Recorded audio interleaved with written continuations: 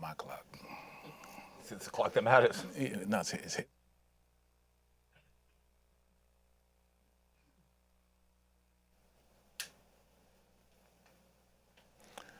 Welcome to Let's Talk Real Estate. Yay! We are here in the studio of New England Christian Television Network.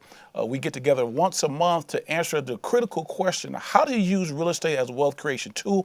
I'm your host, Dexter B. Jenkins, and as you guys know, what we do is we bring in a phenomenal talent from the New England area every month to talk about different parts of real estate. And this I'm about to say this Sunday. This month is no different.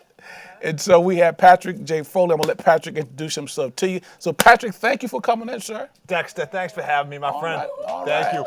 Well, Patrick is someone I met probably a few months ago from another friend of ours, Robert Nichols, because Robert Nichols was having an event and Patrick was one of the speakers. And so I was impressed with Patrick, and I said, well, you know, what I want to do was have him in on our show at some point in time, and he was gracious enough to come in. So, Patrick, what I want you to do is, now we have a studio audience here, you guys, but then we also have a TV audience. So, Patrick, look into that camera right there.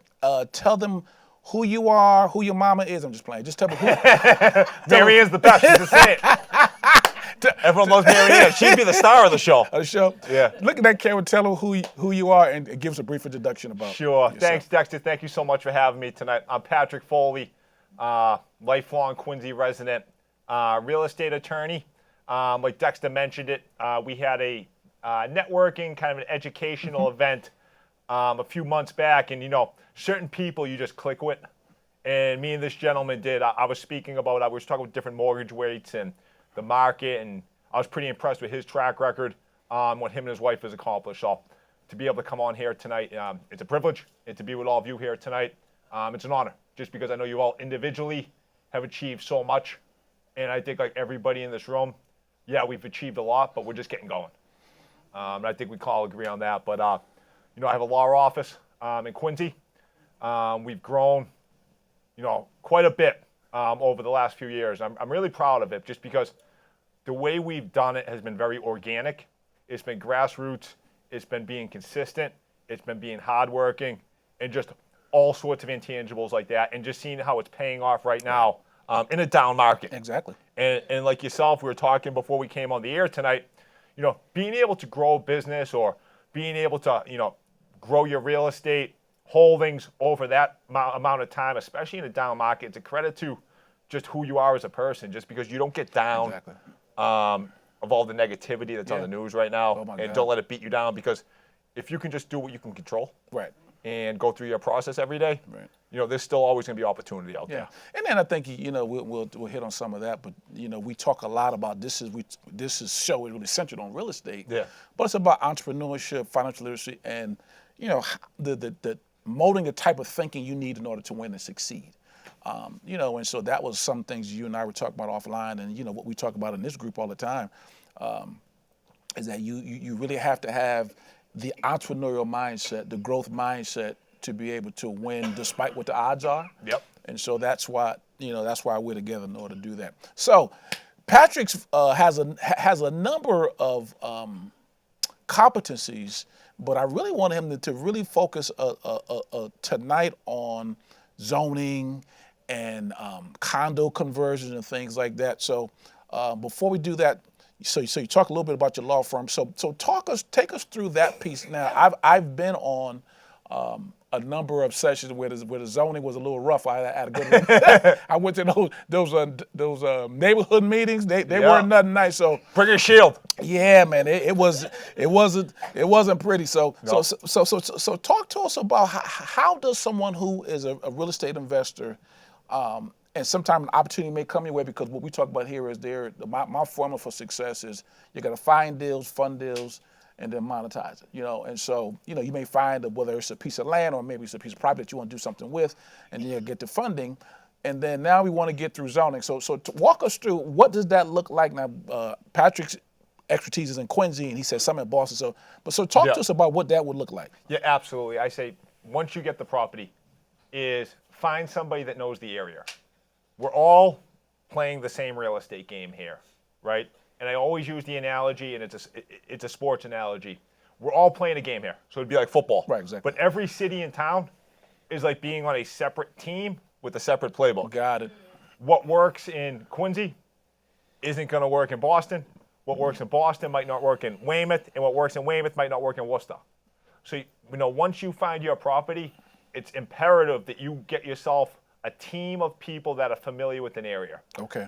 Because they're going to take a look at a set of architect plans and realize, like, hey, this isn't how they like it here. Right. And also, we talked earlier about people coming into your office. Now, my background, I'm a lifelong Quincy resident. My law office is in the city of Quincy. So besides just doing closings and all that type of work, we do a lot of zoning and variance work in the city of Quincy. So somebody like me could come in and look at a property. We look at the square footage. Right. We would look at what's there right now. We would look at the surrounding area. Right. And just figure out what's going to fly there. Okay. And not only that, but what's the neighborhood's reaction going to be? Right. What's the planning department's reaction going to be? And how's it going to be when we go before the zoning board? Right.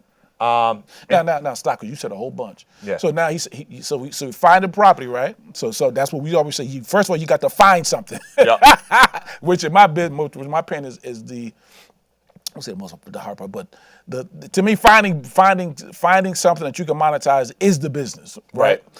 Now, I come to someone like yourself, and so you said a lot, because I think a lot of times we don't think about the pieces that we need to do. So, okay, we need to find someone like you in that particular area. So that's step number one. I got to find someone. I can't get probably a New Bedford attorney to come and do something in Quincy, because they're not going to know the lay of the land, right? So now I get someone in my particular area, but then I also begin to know the neighborhoods, because I think I've seen people buy things. I'm like, well, if you look at the neighborhood, and when I go look at houses, I look at the neighborhood. So, okay, there are 2s and 3s here. Can I turn this into something? And so it's really trying to keep people to say that if I'm going to get into like this side of what like Patrick is talking about, I've got to know the neighborhood, and I got to be like a neighborhood scout looking around to get a sense of what's going to fly.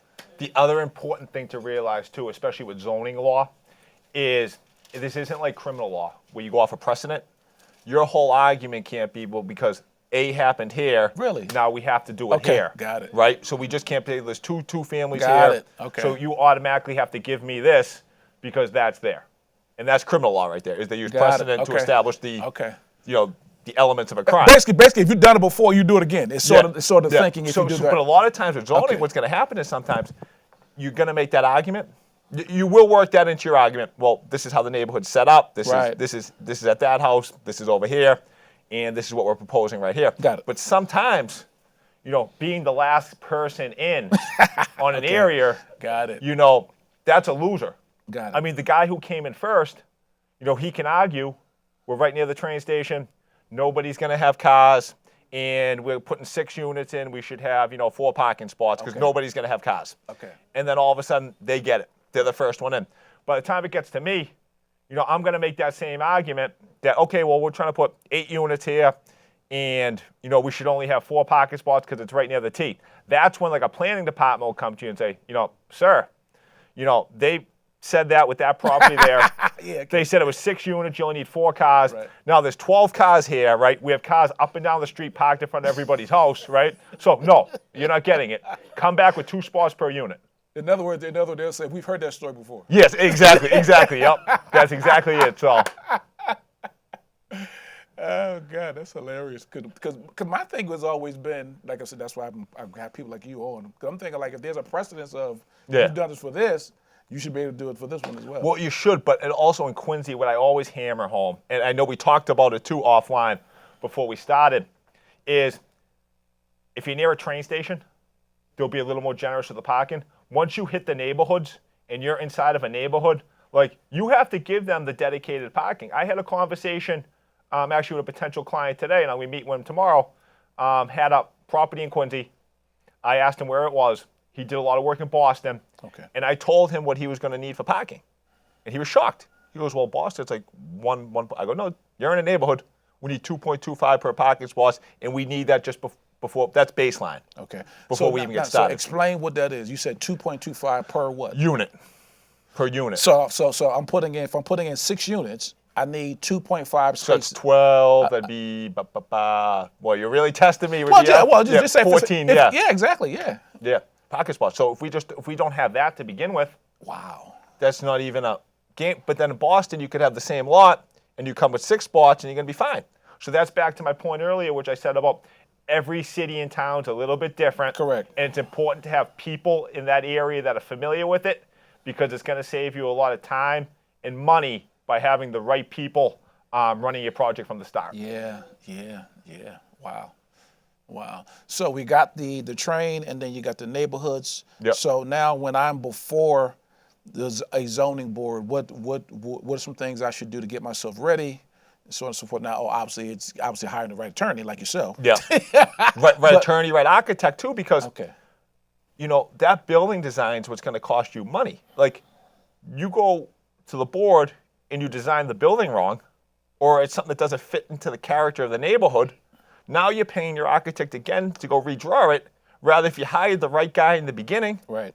he would have drawn it properly, and you're not going back to him 2-3 times to do it over. So, question. So, do you get your attorney first and go to architect, or what? How does that work? Ideally, for me, I love when they come into me with nobody, and I can build the team. Okay.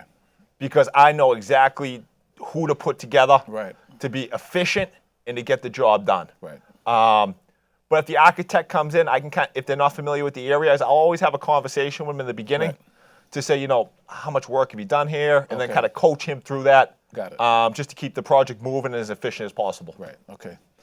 So you like it just coming in when they coming to you, and then you can be the sort of the build your team. You can be the general manager.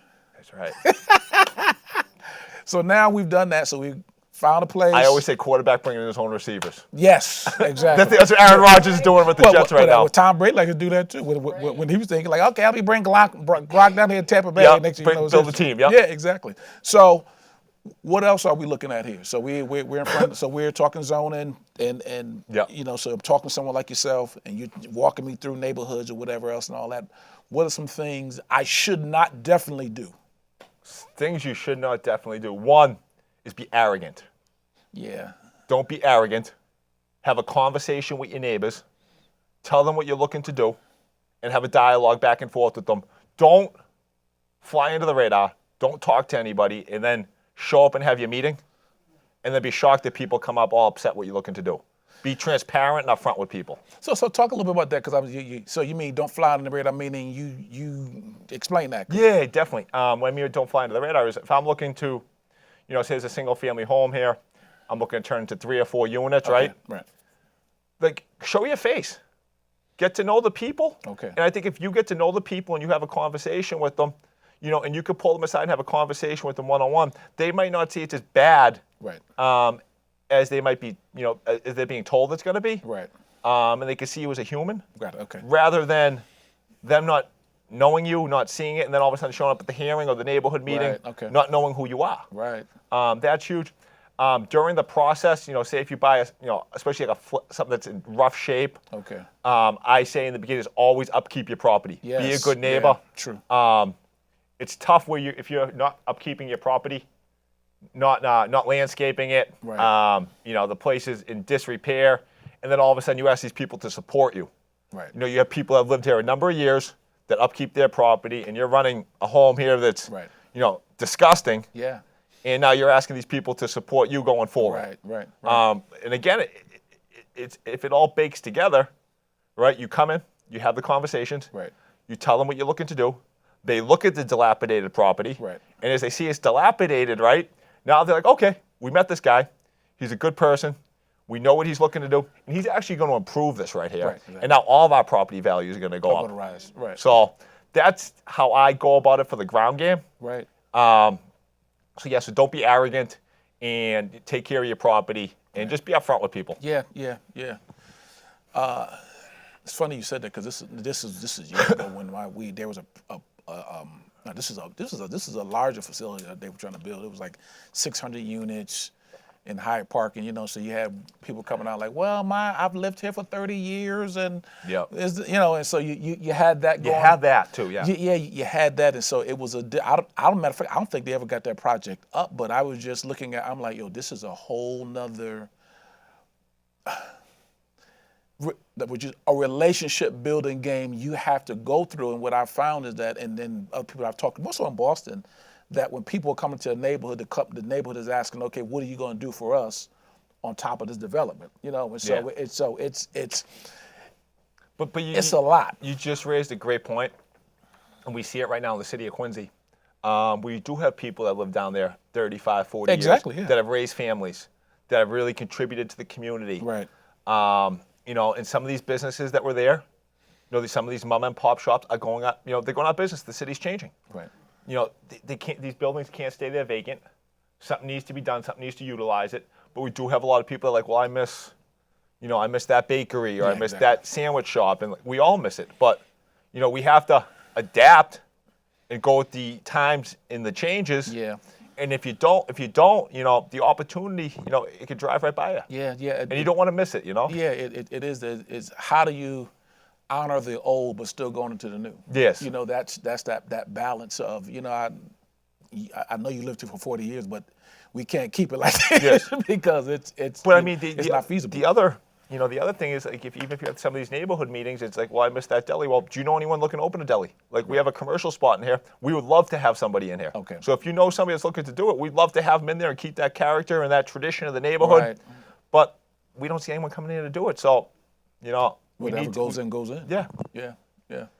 Good stuff. Let's hold that. Let's hold that. Any questions out here with you guys about so far what Patrick has talked about as far as zoning? So we know we got to find something, but then as we are looking at changing it to whatever else, now I need somebody like Patrick to come in and sort of walk me through what it would take in order to get that done. And I'm like, wow, that 2.5 parking space. I'm like, do you need that many spaces? Right. But the 0.5, right? Who has a 0.5 car? But an example of that was, we just did one by Quincy Center. Yeah. Where it was 7 units, 9 spots, but there were 1 bedrooms, and they were right across the street from the train station. But the guy today who came in and asked me, he was just outside a neighborhood. Yes, he was on a main street, but right behind him was a very active neighborhood of all single-family homes. Okay. So question: does it matter if it's like a 2 or 3 bedrooms? So that plays into the equation. It's all about your argument. It helps shape your argument. Right. Where if all of a sudden, if I'm trying to put 6 3-bedroom apartments in there versus 6, a mix of 1s and 2s. Okay. That's how you're gonna frame your argument and your presentation before the board, right? These are 1 bedrooms, 1 person living in them. Right. But now all of a sudden we have 3-bedroom ones. Well, now we're bringing in a family. Yeah, right. So now you look at potentially 2 cars and right. And just a lot more traffic. Exactly. Yeah. Exactly. I'm sorry to cut you off. Questions out here? If you end up with a problem with zoning, like let's just say you did your homework, you brought an architect, got all this stuff, and then the neighborhood just says, no, we're not going to do it. How do you walk around that and still able to make a profit for yourself? Make a profit for yourself is number one. If you can do it. Now, if you were buying the property in your purchase or sale agreement, try to get a contingent on zoning. Right. So I'm going to buy this single family home. Well, we're not going to close on this until I have my approvals. Okay. That's a good way to protect it. Number 2, have that conversation before you put your offer in. Have somebody that you can rely on. You can give them a call and be like, hey, this is what I'm looking to do. What do you think? Now, I have a lot of people that they'll call me up and we'll have those conversations. And it's all about building a network and having a relationship with somebody that you could sit there and have them make an on-the-fly decision for you. Okay. And then like anything, it's risk. You're playing a game. You win and you can lose. So you are stepping into the arena, and there's an opportunity. Great way of saying it. That you might, not get what you want. Right. But also you might want to also think of ways. Okay, well, I'm going to go for this number. But also in the back of your mind, be like, well, if I get that number over there, it's not the end of the world. I'm going to make some money. Okay. So in other words, so you say I'm a shoot for 10, but if I get 6, I'm good. Yeah, but I'm just throwing that. But you got to be careful doing that too, because sometimes you're throwing 10 out there, Right. and this is when you have the wrong people involved, is everyone knows that 10 ain't gonna fly there. Okay. And it's a shell game that you're just gonna come present to the neighbor, give them a whole scare tactic that, we're gonna put 10 units here, and then we're gonna get our 8, Okay. and we're gonna be happy. So people see right through that sometimes, so. So in other words, are you saying it's better to go in and say, this is what I really want to do, the 8, because it's an 8, and then if you can get something out, that's fine. That's what I always advise. Got it. Okay. I want to be straightforward, to the point, get things moving, not waste anybody's time.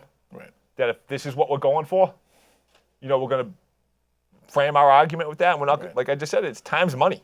Time is. I mean, the longer that we dance around with something that we don't think we're going to get just to try to get our end game, we're wasting everybody's time. Right. And, a lot of these planning departments, the people that you're dealing with before you even file, they see right through it. Right? And so now you're building up potential bad will with them too. Like, all right, here's a guy wasting our time right now throwing this 10-unit project at us. When he does business with us all the time, he knows for a fact he's only getting 6 here. Right. So, at that point, you go before that board, you're not getting any jump balls. Right. Right. So I hope I answered your question there. You have a question? One, the last thing you were talking about, you were talking about these people, like, and you were talking about like. Floor. Quincy. Let's just say you're in Quincy, right? Microphone. Yeah. And. What's your first name again? I'm sorry. Barbara. Oh, yeah. And, thank you. It's all. Okay. And then you're talking about the mom and say like the mom and pops, Shops. Yeah. Yeah. So what do you do? Okay, so that property is up for it's been vacant for a while. Yeah. So what do you do? How are you going to build on that? By that I mean, are you going to build houses? Above that? Yes. Yeah, that's a great question, and I'm actually seeing a lot of that in my community with a certain area of the city.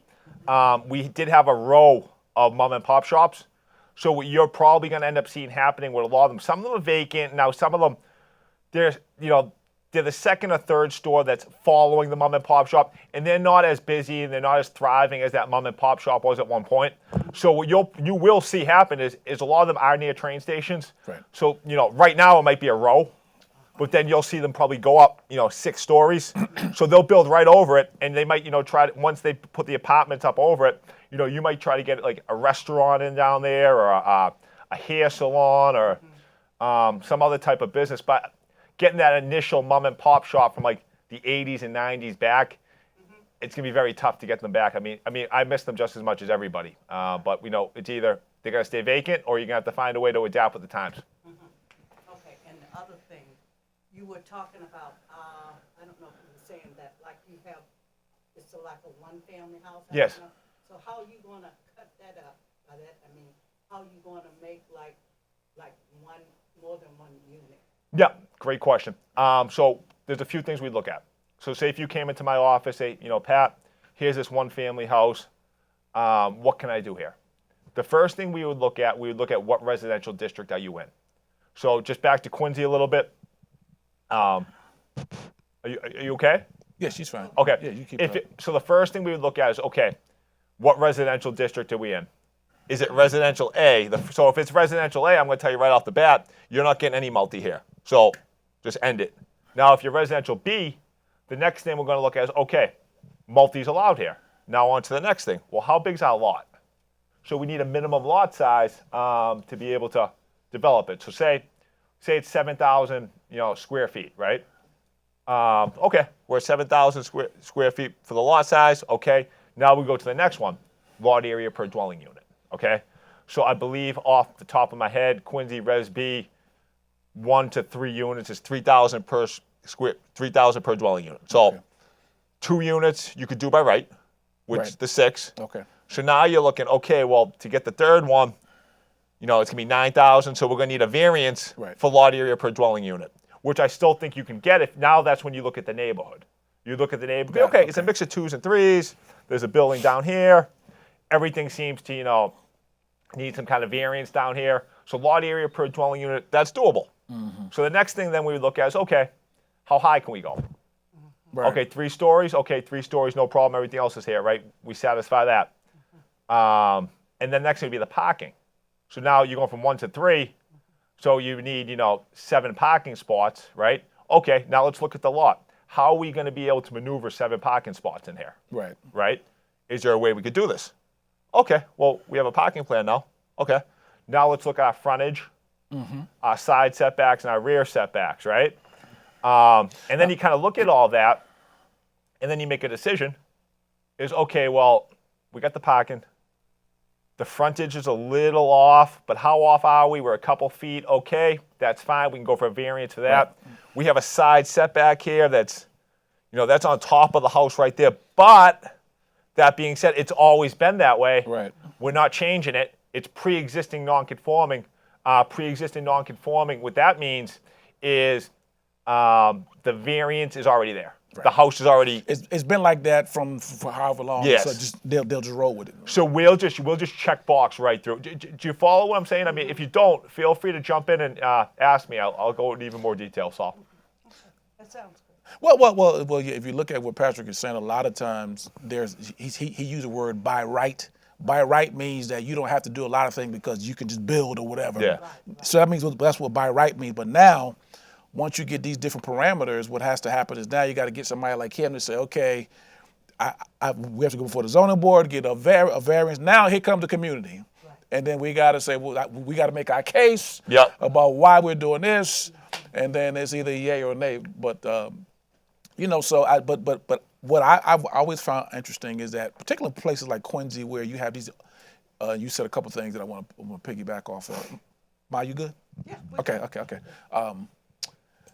Looking at these, like you said, like these larger houses that you're like, people are not going to buy those anymore. Can we divide those up and make those and then you said like Res A and Res B. So can you go a little bit, talk a little bit about that? Yeah, absolutely. I'll just go through Quincy again. That's what and every area has got the different residential roads. So Res A, that's basically your traditional single-family home when you think about that, right? Bigger lots, 3-4 bedroom homes, right? Okay. You're not doing anything on there. Okay. Those are staying. They're not going to let you do anything with that. What you can do is if you have the lot size, is you could potentially subdivide it and put another single there. Oh, and that's about the gist of what you're getting. Right. So if you have like a big, 16,000 square foot lot, right, and you have a single here, in Res A, the minimum lot size is 7,600. So now, your point, by right, if you have your setbacks, you could divide that lot 50-50 down the middle, 8,000, as long as your setbacks are good, you can subdivide that by right. If you're missing a setback, then you have to go to the zoning board for your variance. Now, he said something, he gave you a nugget now. He gave us a nugget, y'all. Now, so when we're Write them down, guys. Yeah. Write them down. So now I see you right there. So now when we're looking for property, right, and you see something that has a bigger lot, you can think about not only this particular property, but can I, he says, subdivide it. Right. Right, so I'm getting 2 for 1 potentially, so that's one of the things I'd look at. So, okay, how big is this lot? And can I, now I don't know all the things like you do, but I'm like, okay, if it's a decent sized lot, is there a way that I can put something else on this lot to monetize what I'm doing, right? You know what I mean? Yeah. And then so you have the Res A, and then Res B, which we talked about a little bit earlier, where multi is allowed. Again, that's 2.25 parking spots per unit. Right. 6,500 just offhand, lot area. Is 6,500 like a sort of standard? Yeah. Yeah, because that seems to be, okay. Yeah, lot area, setbacks, height. Then you have Res C, which lets you go a lot more denser. But the thing with Res C is the lot size that you need is a lot bigger. And Quincy is 14,000 square feet. They actually just up the parking on it. Most Res C stuff, you are going for variance for lot size. There's not too many 14,000 square foot lots just laying around. Right. They let you go higher. Okay. And a lot of them are kind of usually on the perimeter of a business district. And then you have your, so you have Res A, Res B, Res C. You have Business A, Business B, Business C. Okay. That's what, business is allowed. We may have a business on the first floor and some Resi above it. Okay, right. So Res C sounds like a mixed. Yes. Mixed. Yes. And then you have, everything's changing. We do have industrial districts, but those are getting, fewer and fewer in number. Okay. So. Wow. Because now he got my head spinning thinking this stuff. Throw a lot at you, Dexter. Throw a lot at you, man. That's why you here, man. That's why we brought you in. Janelle, you had a question? You got my head spinning. I'm like, oh, now I got my wheels turning. Can you talk about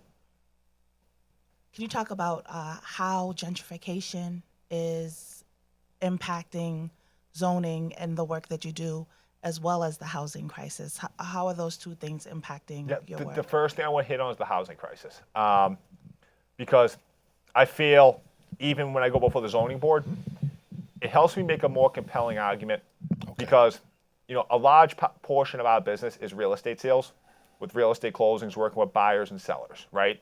So a lot of the conversations that I have with different real estate agents is, we're putting in all these offers right now, right? And, I'm working with a client. We've been looking at houses for a year, and we're just getting outbid on everything. People, and I don't like it. You have people waiving contingencies. You have people waiving inspections. Basically, selling their soul to be able to buy the home, right? And a way to cure that is we need more inventory. Right. How do you get more inventory? Well, you're going to have to develop and build more housing, right? And that's where it goes to zoning, Right. where, that's a part of, your case is, we need more housing. More housing, it will help bring the prices down or flatline them a little bit, and just give more opportunities for people as well. Right. Yeah. Did that answer that for you? What about gentrification? Well, I mean, we're going to need housing, and then affordable housing. There are every 10 units that you build, you have to, have affordable units for people that can afford them. And there's a lottery for all that as well. Because the price of housing around here is ridiculous. It's getting ridiculous. It's ridiculous. You see people that get pushed out of the areas they grew up in that want to stay there. Yeah. But also it's a tough. It's a tough give and take on it, because topic. The prices are pushing people out. Obviously, we all agree on that. But also, on the other hand, we need more housing to give opportunities for people to be able to stay there. I'm a big advocate for to keep people in the state for like 55 and older housing. I think we need more of that. Okay. I don't think there's enough of that. I want to get more involved with, I got a brother that's a veteran. I want to do more veteran housing. Big time. The VA has some really good programs for a kid, coming out of the military and stuff like that. So we just have to find, more opportunities and just kind of make people more aware of just trying to, just come up with different programs and initiatives to keep people in their neighborhoods that they grow up if they want to stay there. Yeah. As well. But also on the other hand, some people are getting pushed out, but you also have people that, they're, they bought their house for X and now they're selling it for Y, and they're happy to go to Florida. Go to Florida. They bought a house for $40,000 right, yeah. 30 years ago, and now all of a sudden, they're selling it for $900,000. Yeah, exactly. So, I mean, that's the power of real estate. Yeah. Power of real estate. That's that supernatural appreciation kicking in. Yeah. I mean, but there's like no easy way to. No, it isn't. It is. I mean, even because you look at Janelle's question about gentrification, and it's like it's no easy answer. No. On how do you be able to, some cases, to keep people in neighborhoods they want to be in. Right. But then in some cases the neighborhood is is tore down and dilapidated. And so I think it takes more people like us getting in this game and developing housing and getting to a place where we have resources where if we want to keep a 55-year-old woman or 65-year-old woman in there, and we can just give her the housing that we want to for a particular price. But I know they were kicking it around for a little bit. I think it was Boston or Quincy. I can't think of which one it was. But, keeping certain housing available for like city workers. Right. Someone that's a teacher or somebody that works for the DPW keeping a certain number of units affordable. Yeah. But also, and I think it's great if you could do them for the for ones that they can own.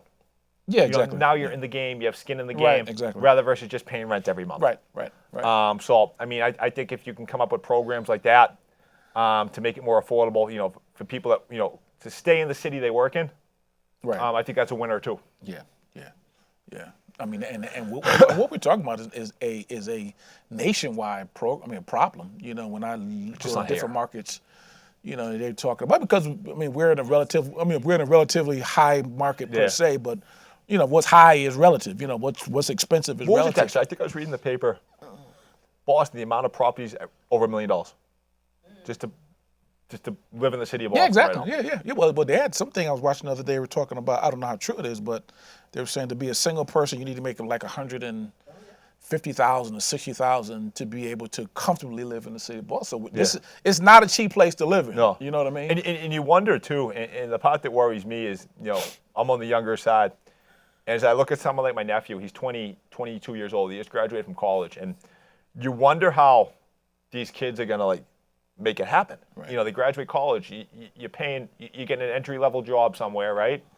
And now all of a sudden you're paying $2,500 a month for rent, right? So where are you saving for your down payment? Right. You're not saving for your down payment. And now you're going to be in that whole vicious cycle of continuing to pay rent, right? And then you're going to hit 30, 31 years old. It's just, I don't know. Yeah, it's very challenging. Yeah. So you gave me a perfect segue. So we've talked about that. Talk about, because I think one of the things that people are doing in order to be able to get in the housing game is doing condos. You know, it's obviously not a house person, in my opinion, it's not. But you know, at least you got some ownership. So talk about condo conversions, what you're seeing in Quincy, maybe in Boston a little bit. But Do you mean the development or just converting a house to condos? yeah, converting the house to condos. Yep. Yes. So, say if you own a 3-family home, right, and you have tenants in there and they're paying rent to you, Right. and now all of a sudden you're like, you know what? Instead of me just selling this 3-family, I want to come and maybe do a little bit of work and buff up each one of the units and set up, 3 different condos and sell 3 units. Right. No, so what you would do then is first you need to find an architect to draw up like a floor plan. All right. That's Right. step number 1. Go slow, Patrick. Go. I get excited, Now, man. Patrick's gonna go slow for y'all because I know like, a lot of people watching tonight or who will watch later on. We had that extra cup of coffee before we came on. Who've today, asked so. me this question: how you do a condo conversion? Patrick is going to tell us how to do a condo conversion. All right, go ahead, Patrick. All right. First off, Step number 1. call an attorney, a real estate attorney. Tell him or her He's going real slow. Tell him or her. what your goal is and what you're looking to do. Right. At that point, you'd contact an architect. Okay. And you do floor plans Plans. for each of the unit. Got it. Right. And at that point, as that's going on, now your attorney is working on the master deed Okay. for the condo docs. Right. At that point, you could start marketing the condo units now. Right. So you can do this simultaneously. Yes, just as long as those condo docs are filed, before the closings. Got it. Okay. And the master deed and the rules and regulations, I mean, I know we can turn those around pretty fast. And then, even if the plans and everything aren't done yet are filed, the person buying the unit can review them, look at them, Okay. be comfortable with it. Right. Then just as long as before the closing we get everything filed. It's not as It seems ominous. it's not as people Or don't think do it's a it. lot I more remember saying that. difficult than it Yeah. really is. Right. I think they might get scared off by it by a little bit. But I just think it's like anything. I think once you have a conversation with somebody, Right. and it's somebody that it's in the field and it's doing it all the time, and they explain to you what it entails, it's really not that bad. Okay. It's really not. It's a great opportunity. I mean, you look at potentially, you'd have to weigh it. I would talk to a real estate agent and kind of weigh it. Like, do I sell this 3-family? Right. Or if I broke it into 3 condos, would I make more money that way? Right. And also factor in the money you're paying the lawyer to do it and the money you're paying your architect to draw up the plans. Right. Then you weigh it and you figure out which one's your best bet. I mean, or you could even, sell 2 condos and keep one for yourself and live there. Well, that's funny. It's funny you said that because there was one of the she's come in one time, Marsha Lee. Oh, hey Marsha Lee, if you're watching this, but anyway, she came in and she bought. A young man had hired. He had inherited a property right off of by 12th Baptist. What's that? What's Warren Ave? The Warren Street. Yeah, right off Warren Street. And it's in that area. And so he had inherited, a huge old house. And so what he did was, Joanne, you're in front of the camera there. Scoot. You're okay, Joanne. Don't worry. You're good. Just get low. You all right. It's all right. I like them, so they man. good. But anyway, You guys get detention. You're tired. but that's what the guy did. So he sold half, and he lives in half. Yep. And I think he sold her piece for like $700,000. Yeah. It was like $700,000, and then so he got $700,000 for that other half, and then he kept the other half. You know. I mean, so, and just to get off topic just for a second. Do you see the conversation we're having up here tonight, and how we start here, but then we end up over here with just different opportunities and Yes, different. exactly. It just stresses. Get yourself around people that are doing what you're doing and build a network out that way, because you just never know, what seeds or ideas can be planted in your head. I mean, the condo conversion right now, we just keep, just digging, and you keep going to different layers. right, different layers, and Right. this wasn't even on the game plan tonight. Right. Yeah. So I mean, you just never know what idea, like even like the subdivision we talked about earlier, like we that wasn't even on our radar when we were texting or talking offline about subdividing and building a single family. Just Right. people can plant different seeds in your head that you never knew existed, and it's such a good feeling because even we did a closing a couple weeks ago, and the woman was there with her son. The son was 24, 25 years old. And I got talking to him about, have you ever thought about buying real estate and all this? Did not know that you could do the FHA 3.5% Right. down on a multifamily. Right.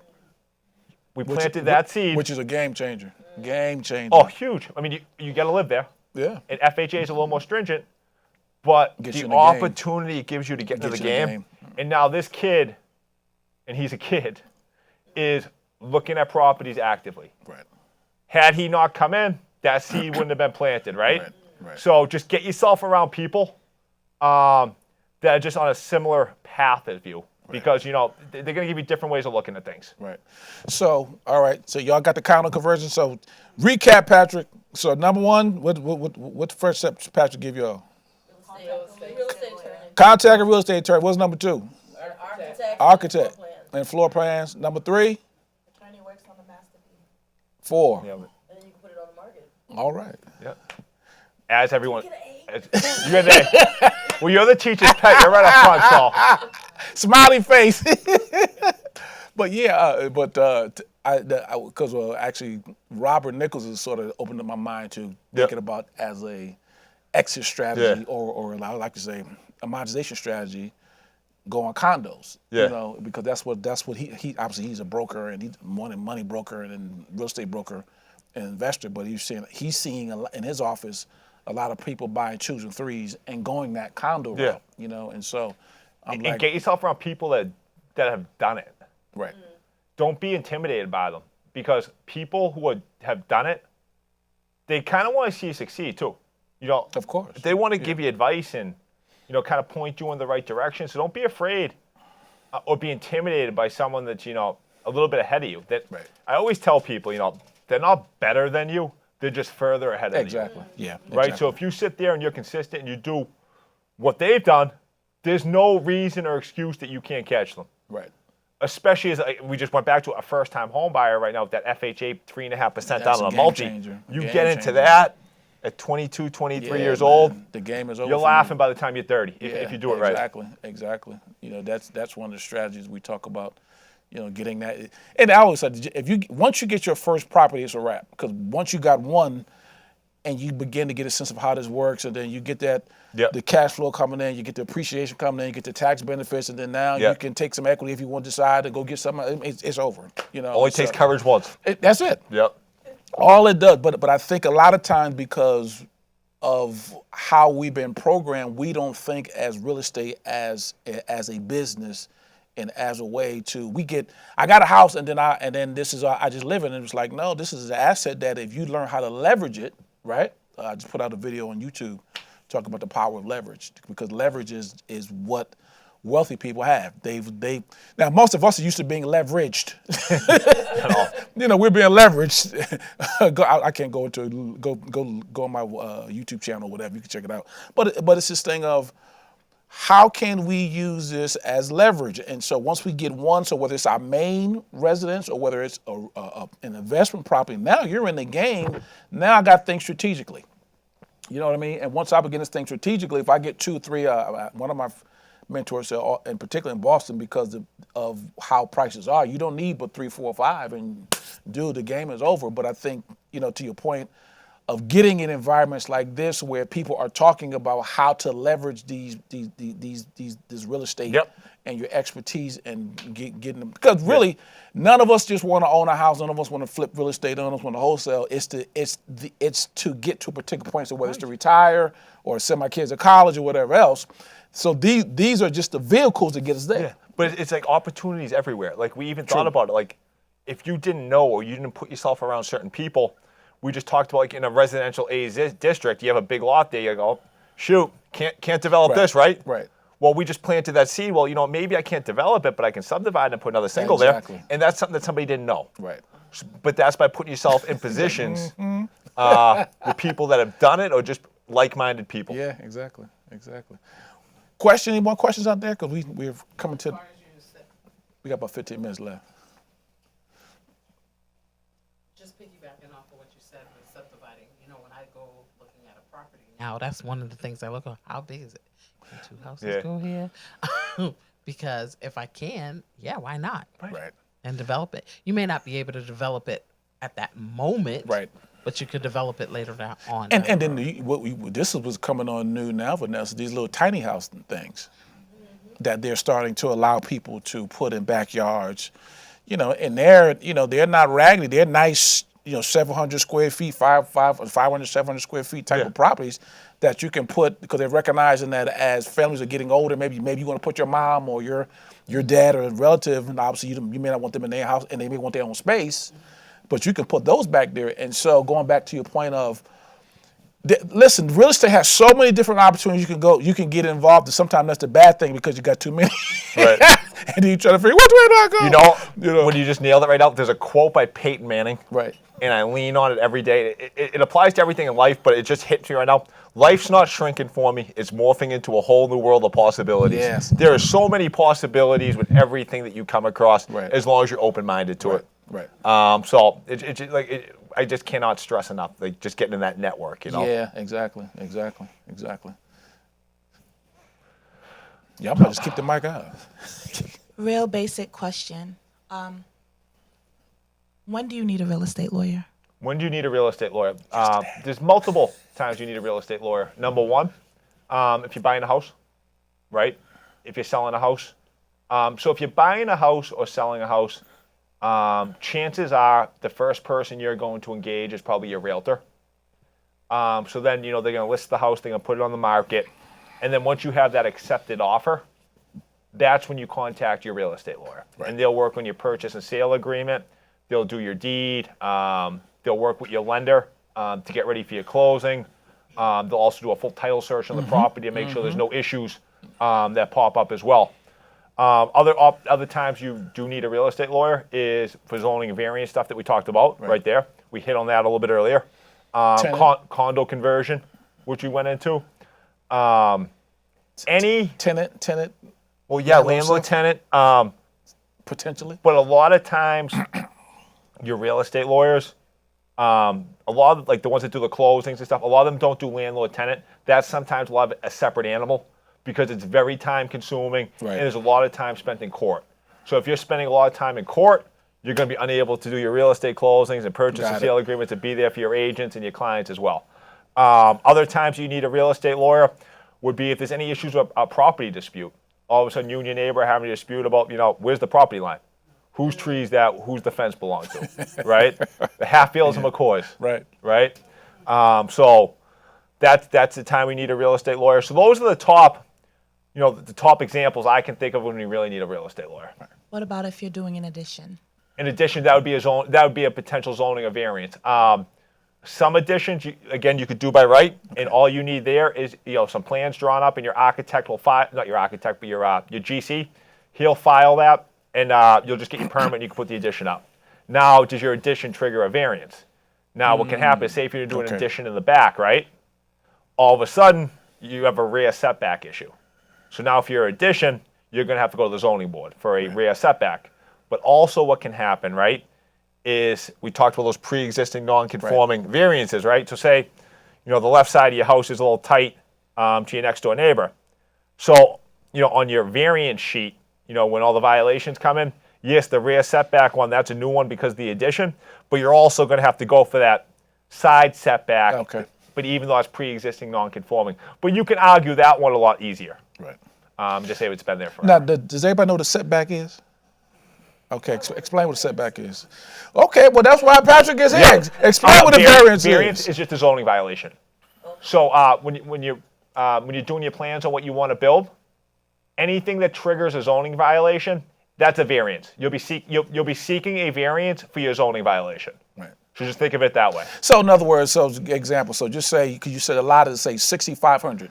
Yeah. Right, a lot. Actually, 6, 7, yeah, right around there, yeah. Yeah, so just say 6,500, but your lot is 5,500.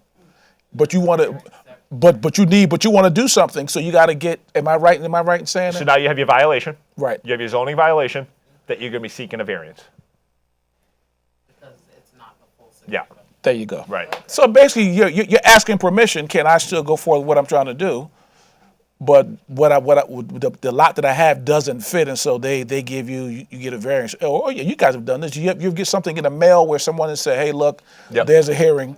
Well, that's because it's a zoning violation, and they'll have the board hearing, and then and so that's why they're now. You may say, "I ain't going, it ain't none of my business," but that's the reason why you get it. Because you have to give everyone notice. You got to give the neighborhood notice. Like I got one, Kitchen, I got one. Usually, I think most cities and towns, it's 300 feet in every direction. Yeah.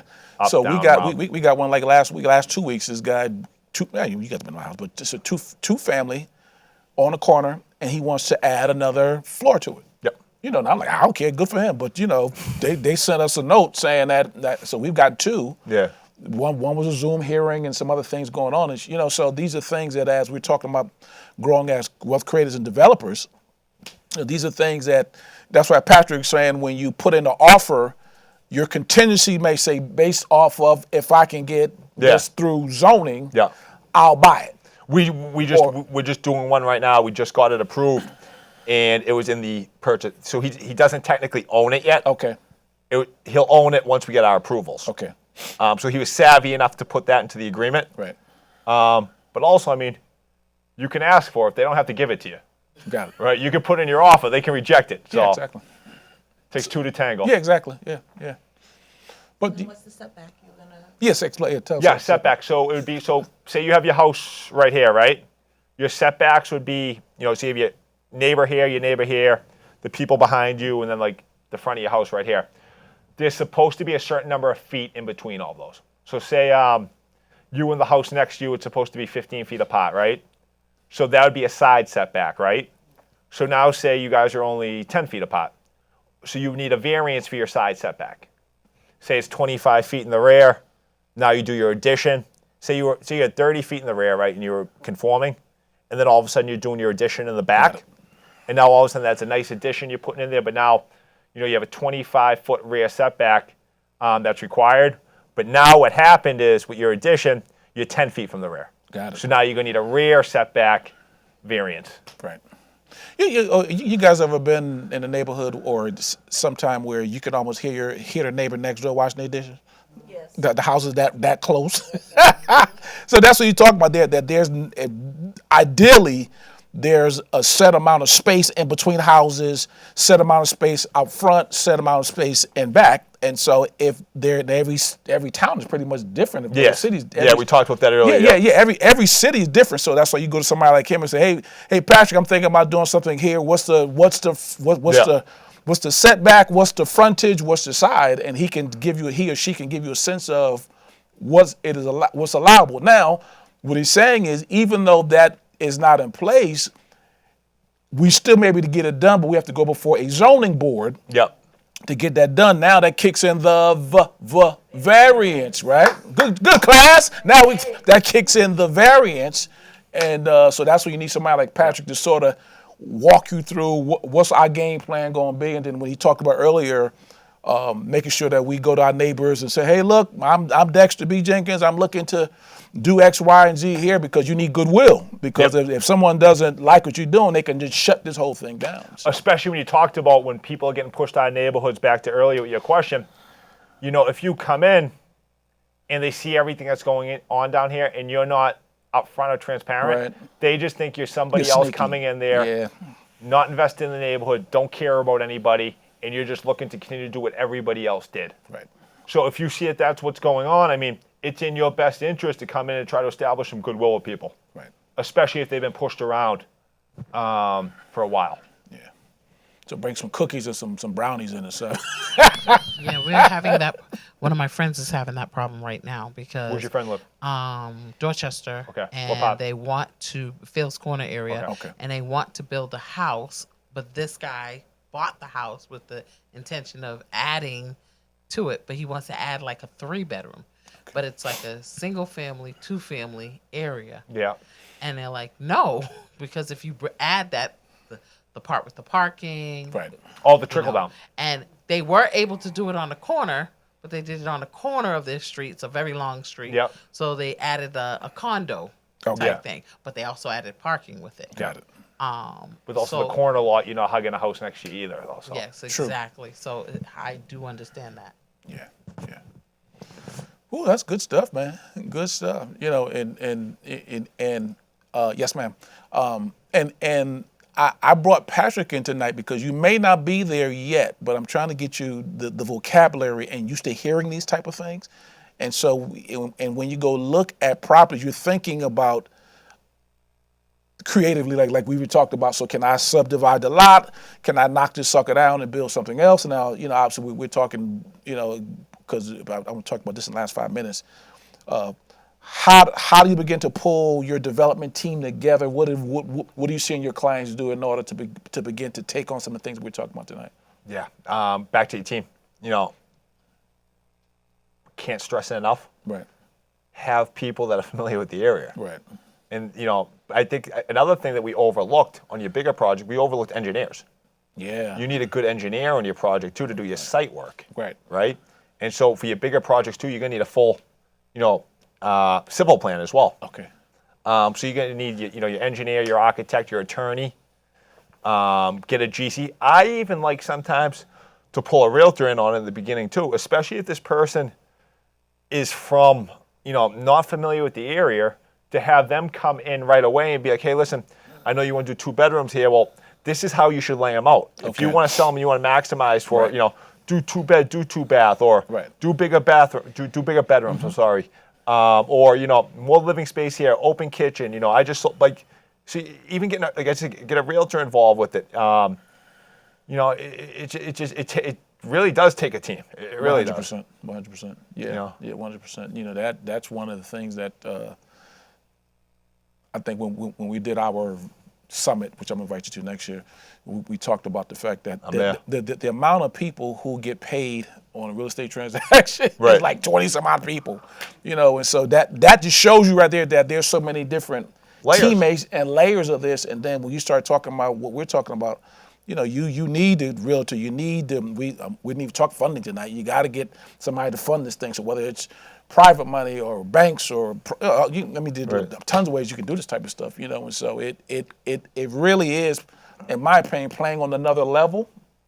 But I think more of us can play on that level if we get comfortable with the concepts and get the education that we're talking about. And then now you begin to put together the teams that you need to be able to play on a Here's bigger what some level. people forget too a lot. Sometimes is the back end.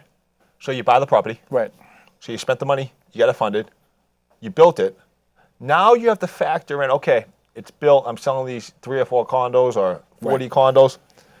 Well, they're all not going to sell overnight. They're not. So I'm potentially, you know, still paying a mortgage on this property that I own for a couple months. Yes. Right? So what there's holding costs, right? So you're holding it. That's money they sometimes don't factor in. And then there's also, you know, the whole, well, I have to pay a real estate commission on this stuff on the back end. Right. Right? So that's some hidden costs that people don't really sometimes think exactly. about on the back You're end, right, or yeah. you know, paying your attorney to do the sell side stuff of Right. it. So that's other stuff that's going to be coming out of the pocket as well. Right. That they should really sit down and, you know, crunch those numbers thoroughly. Yeah. It's funny you said that because we deal with someone now, and we're in the process of looking at the backside of it. Well, okay, if you go forward and buy and build the 6 condos, well, okay, you still got, if you do it, we're not going to be done until February next year. And then who knows what next year's going to bring with an election, all that stuff. People are all scared and wigged out already. And then now you're talking about having to, then you got to sell them. You Yep. know, and the interest rates, you know what it's going to be. And so, Patrick, this has been good, man. I appreciate you coming through. Give it up my for bro. Patrick. Guys, it's great being here tonight. It really was. Patrick, I need you to do me a favor. Look in that camera and let the people know how they can get in contact with you. Yeah. The best way. Best way to get me, cell phone, 617-645-5832. 617, oh, there it is. And your card is right there. Right there. 617-645-5832. You know, the one thing we pride ourselves on at our office is being somebody from our team is always available. You text us, we understand. You know, a lot of this real estate stuff is done on Saturdays and Sundays and the weekends, right? You know, we just don't bang out Friday at 5 o'clock and call it a weekend. Patrick is very responsive. I've texted him and he's gotten right back to me. Now, I don't know if it's just because it's me, but, VIP texter. but Patrick is very responsive. No, but we understand that. Yeah, exactly. We understand, you know, a delay by me or a delay by anybody Right. can cause you to lose a deal. Right. Big time. So responsiveness is number one with us. Right. So reach got out 30 to us seconds. anytime. We're centrally located. We're on Willard Street in Quincy. We are 2 minutes away from 95, 128, 5 minutes away from Route 3 South. You know, 93 North, we're 5 minutes away. So we, like I just said, we're centrally located. We're He's easy to get to. Easy to get I to. got to cut him off. We got to go. Yeah. All right. But then also, Patrick, he's very social. He's very active on social media, Instagram. So you follow him at Patrick J. Foley. Pat J. Foley. Pat J. Foley on Instagram, on LinkedIn. So make sure you guys follow him on all that type of stuff because Pat is always putting up stuff that is helpful to educate you on how to succeed as real estate wealth creators. Now, next month we have our guest Jason. I forgot how to pronounce his last name, but he's going to talk about wholesaling and how to find deals and all that. And so, like you guys know, I believe that is when we talk about how do I find it, and then I got to find it to get to somebody like Patrick. And so he's going to talk to us about how do you begin to find deals. Just put this on calendar for 2025, April 4th and 5th. We've confirmed the date for the third Real Estate Wealth Creation Summit. So you guys not allowed to go anywhere during that weekend, but to be there, actually going to be 2 days, Friday and Saturday. So we're going to do a VIP day on Friday and then Saturday.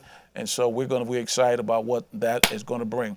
All right, you guys, thank you for tuning in to Let's Talk Real Estate. We will see you guys next month. Be blessed. Bye-bye.